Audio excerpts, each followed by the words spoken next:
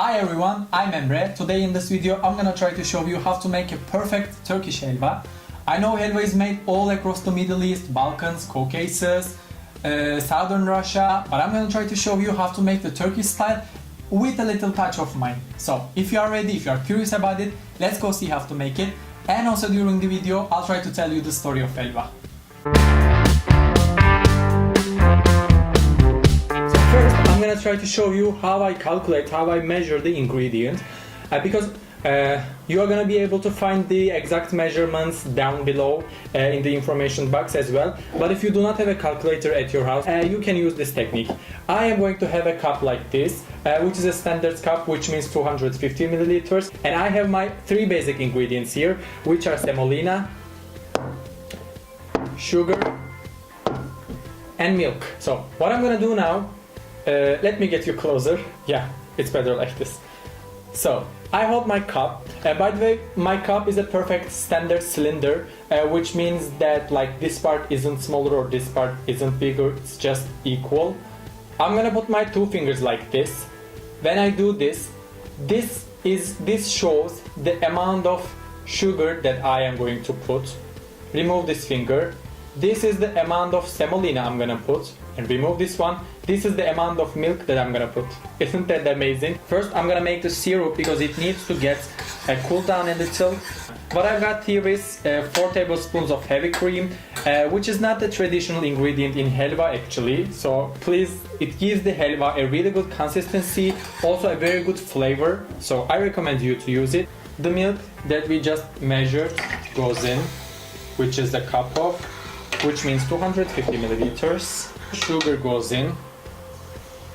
This sugar might seem too much to you, but in the end you are going to see it's not too much at all. And now I am going to add 1 tablespoon of vanilla syrup. If you do not have a vanilla syrup, then you can add only a few drops of vanilla extract as well. I'm gonna give it a stir and wait until it gets bubbly on the surface and all the sugar is melted.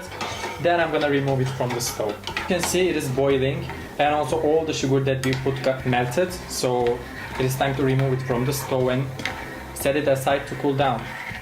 So we can cook or roast the semolina now. For this, the materials that we are using are quite important.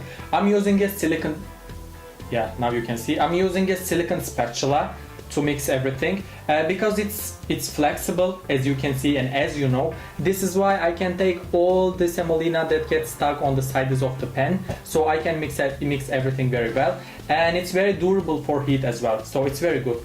And as a pan, I'm using a stainless steel pan, which means that it is going to, transport all the heat equally all around the pan. So this is something that we need.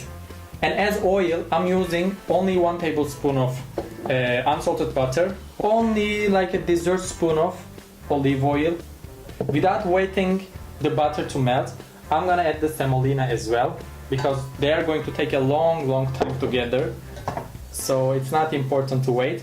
Also, as you know, when you wait a lot for butter to wait, butter gets sort of bubbly, and butter has some dark brown dots in it, which you can feel it when you eat the food in the end. For salty recipes, it's a really good thing to feel it, but for sweet recipes, it's not. I am going to mix it like this non-stop for at least 25 minutes, so it needs some physical strength until I see that all the grains, all the pieces get a beautiful golden brown color. Then we are going to add the syrup and continue. So the pan might slip. This is why it's important to hold your pan with something. I'm gonna start to collect all the pieces that got around and put them together, and also try to change the directions so I can ensure that all the pieces get heated and all the pieces get roasted. It's been almost 5 minutes, so in this step I'm gonna add some pinon, which is like a tablespoon. A lot of people like to put it in the very beginning before they put the semolina, but in that case the pinon gets very dark and the pinon gets cooked too much.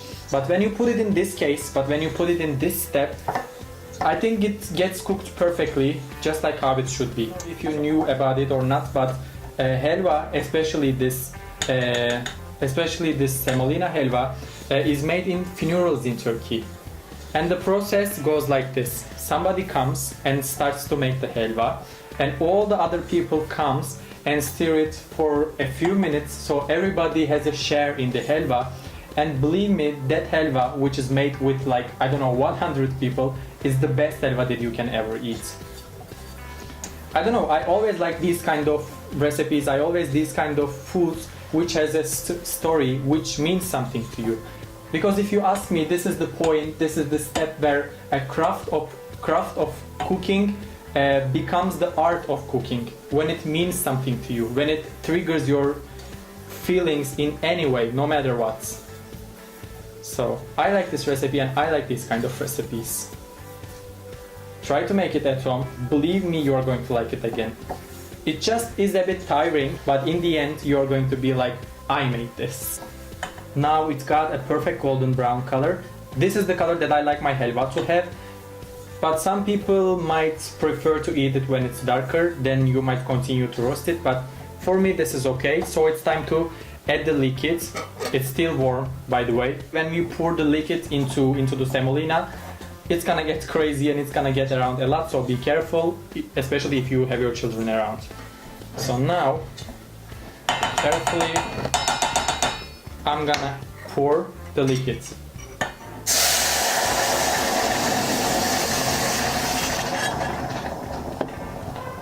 I'm gonna wait for a few seconds. Yeah, it settled down, and now I got here again, and I'm gonna continue to mix. It might seem too watery, too runny to you, but the semolina in 15 to 20 minutes is going to absorb all the liquid that we put, and it's gonna get a perfect consistency that we need. So mixing never ends in this recipe. When it's still runny like this, I'm gonna add quarter of a nutmeg. This is definitely my touch. This is not traditional, but this is going to pose a really good difference, and everybody who eats it is gonna be like, what's in this? And it's gonna be super cool for you. It's also really good to balance the sugar and vanilla and milk and everything that we put in the helva. This is enough cooking on the stove, but we are gonna continue to cook it. If you ask me how, we are going to sort of brew it like a filter coffee. What I'm gonna do for this is to put a paper towel on the pan and close the lid. Like this, we are going to keep all the heat inside the pan, and it's going to continue to cook the helva. Also, when we put the paper towel on it, which is going to absorb all the steam in the pan, and so I'm gonna remove the pan from the stove and set it aside to rest for 15 minutes. So I'm gonna show you now two different types of serving. Take one spoon, press it to the side of the pan, shape it with the other spoon, get rid of the extra ones, and put it to your plate. And garnish it with cinnamon. You cannot call it a Turkish helva without any cinnamon. This is very important. And I'm gonna dirty around a little so it will look more beautiful. And for the second one, I am going to need a cup. I am going to need a bowl, a small bowl like this. I'm gonna put like 2 to 3 tablespoons of helva in my cup, and I am going to round the bowl sort of like this, which is going to be filled with ice cream in a moment. You can use any kind of ice cream that you like, but I recommend you to use vanilla ice cream or Carte with Oreo. By the way, no one is giving me money to say Carte, believe me. But the Oreo parts, the crunchy parts in the ice cream goes really good with helva. This is why I'm using this one. And you cover it with extra helva. And you flip it over to the plate. Leaves of basil.